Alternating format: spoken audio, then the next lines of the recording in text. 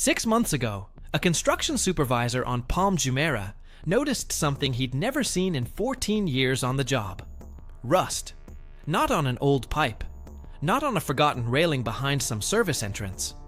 On a structural beam inside a residential tower that had been completed less than 3 years ago. He photographed it. He reported it to his site manager.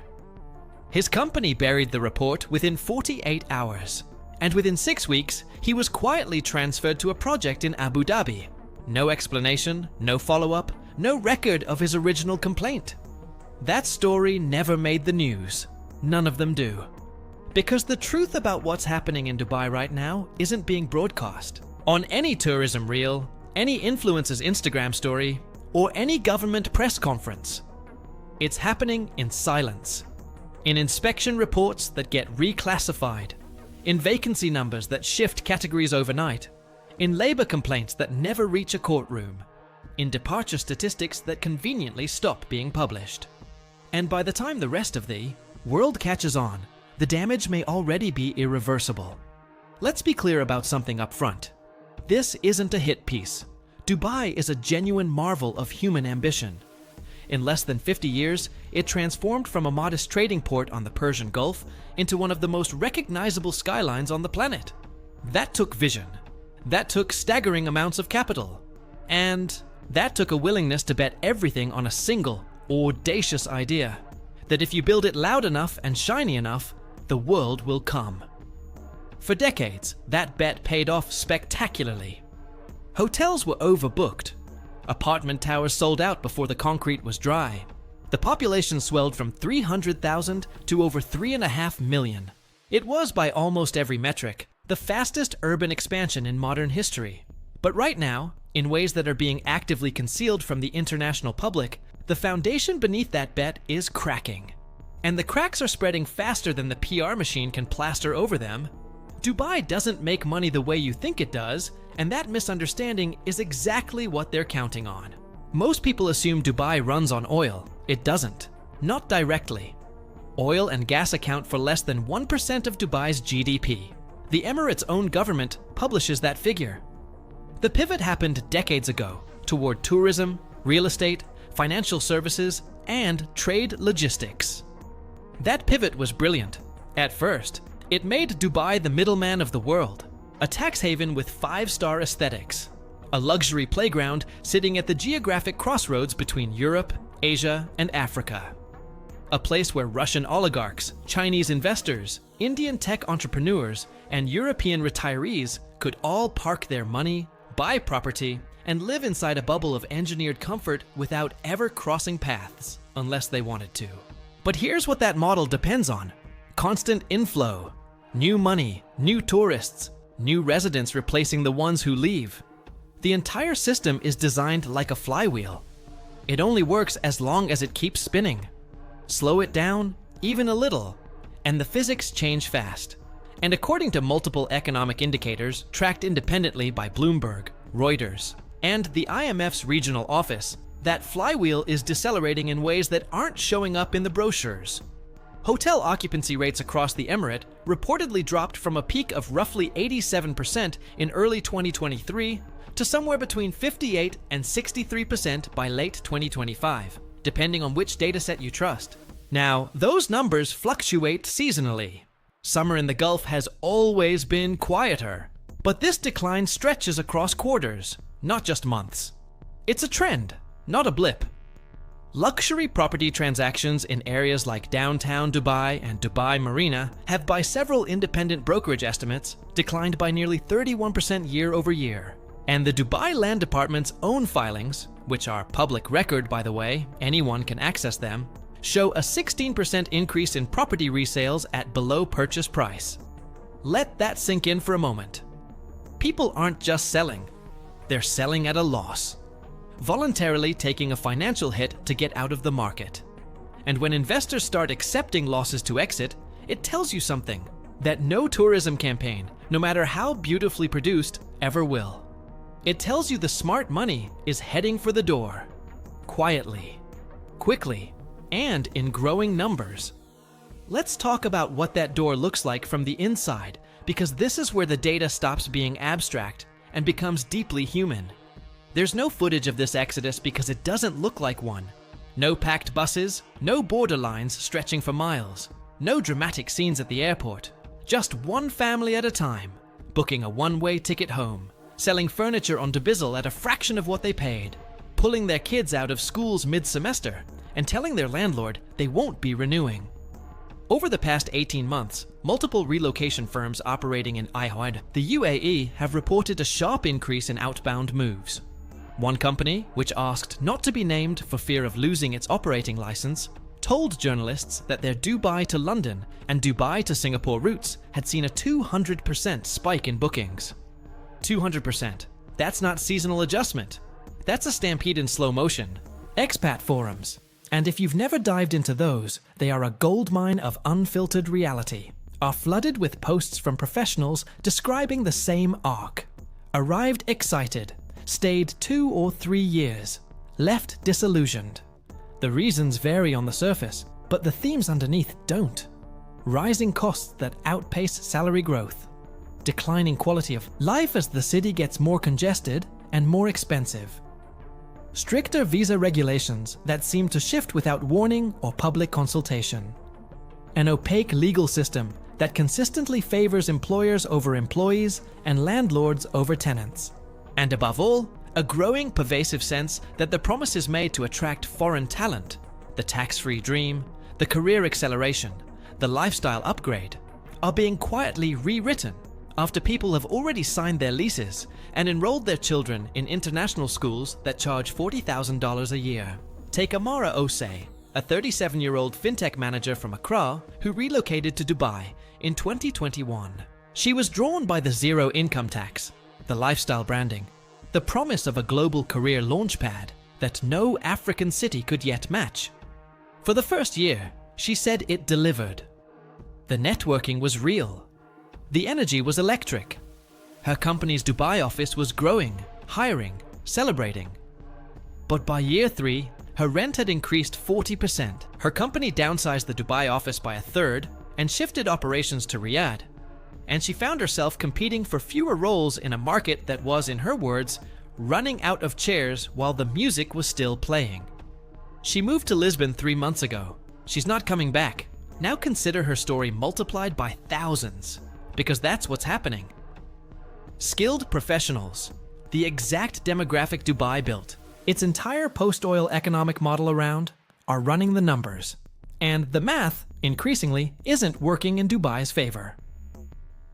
Dubai's media strategy has always been world-class.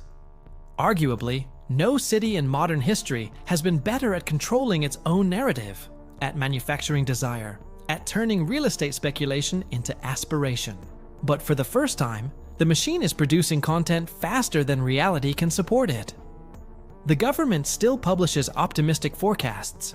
Tourism boards still run glossy campaigns featuring impossibly blue pools and golden sunsets. Influencers still film rooftop brunches with skyline views and captions about living the dream. But behind the press releases, a different picture is forming. According to investigative reporting by Middle East Eye and analysis published by S&P Global, several of Dubai's mega projects, those billion-dollar developments that generate so many breathless headlines at every international property expo, are experiencing significant delays, cost overruns, or quiet scope reductions.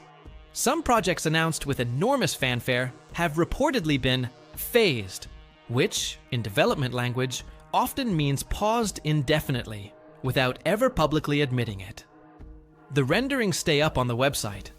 The construction fences stay in place, but nothing moves behind them. And the pattern doesn't stop at construction. Retail is showing deep stress fractures that you can see with your own eyes if you know where to look. Walk through some of Dubai's mid-tier malls today, and you'll notice something unsettling. Not the flagship destinations they put on the tourism brochures, not Mall of the Emirates or Dubai Mall, but the secondary centers, the neighborhood malls, the ones that serve actual residents going about their daily lives. Empty storefronts with paper taped over the glass. Shuttered kiosks where phone case vendors used to crowd every aisle. Escalators humming up and down with nobody riding them.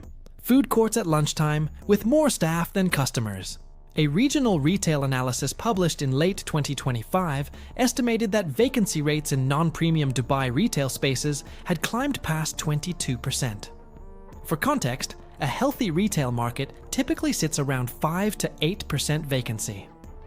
22% isn't a soft patch, it's a structural retreat. And it tells you something the occupancy data and the property filings already hinted at. The spending power of the people who actually live here, day in and day out, is quietly drying up. Then there's the infrastructure question nobody wants to ask out loud. Dubai was built fast. Unbelievably, almost recklessly fast. Towers went up in timeframes that would be considered dangerous in most developed nations. 18 months. From foundation pour to occupancy certificate on buildings that should have taken 3 years or more. And speed, in construction, has a cost that doesn't show up on opening day. It doesn't appear at the ribbon cutting or in the press release. It shows up 10 years later, 15 years later, in foundations that shift because the geotechnical surveys were rushed, in cooling systems that fail under peak load because the cheapest components were specified to meet impossible deadlines, in glass facades that degrade, warp, and crack under the relentless Gulf heat, humidity, and sandstorms that scour these towers year after year. Engineers familiar with the region, and not one of them would speak on record, which itself tells you everything you need to know about the climate. Of transparency here, describe a growing invisible maintenance crisis. The buildings still look spectacular from a drone shot. From the observation deck, everything gleams. But the internal systems, the pipes and pumps and HVAC units, and electrical distribution grids, the unseen infrastructure that keeps a super tall tower livable in a desert where the outdoor temperature hits 50 degrees Celsius, is aging faster than anyone projected. And retrofitting a 70-story tower isn't like renovating a house. You can't just call a contractor. It's a logistical and financial nightmare that most developers haven't budgeted for. Because budgeting for long-term maintenance was never part of the business model. The model was a spectacle. Build, sell, market, move on to the next project. And now, slowly but unmistakably, the bill is arriving. But perhaps the most uncomfortable truth, the one that gets buried deepest, the one that makes people the most uneasy to discuss, is what's happening to the people who physically built this city with their hands. Rajesh hasn't been paid in 11 weeks, but he still shows up every morning to a construction site where nothing is being built. His passport is held by his employer, a practice that's technically illegal under UAE law, but remains widespread in practice. His labor complaint has been filed with the Ministry of Human Resources, but he's heard nothing back. He shares a room the size of a parking space with 7 other men in a labor camp in Al Quoz, and his family in Bihar. His wife, his 2 daughters, his elderly mother depends entirely on the money he can no longer send home. His story isn't unique, it's a category. Human rights organizations, including Amnesty International and Human Rights Watch, have documented persistent, systemic patterns of wage theft, passport confiscation, and inadequate living conditions among migrant workers in the UAE for years. And Dubai has introduced reforms: the wage protection system, updated labor contracts, corporate compliance audits, a hotline for complaints. And those reforms are real. They exist on paper, in legislation, in government presentations at international labor conferences. But the gap between policy and enforcement remains vast. According to a 2024 report from Equidem, a labor rights nonprofit that conducted extensive fieldwork in the Gulf states, over 60% of surveyed migrant workers in the UAE reported experiencing at least one form of labor violation in the preceding 12 months. 60%. That's not an outlier, not an anomaly, not a sampling error. That is a systemic norm hidden behind a veneer of reform.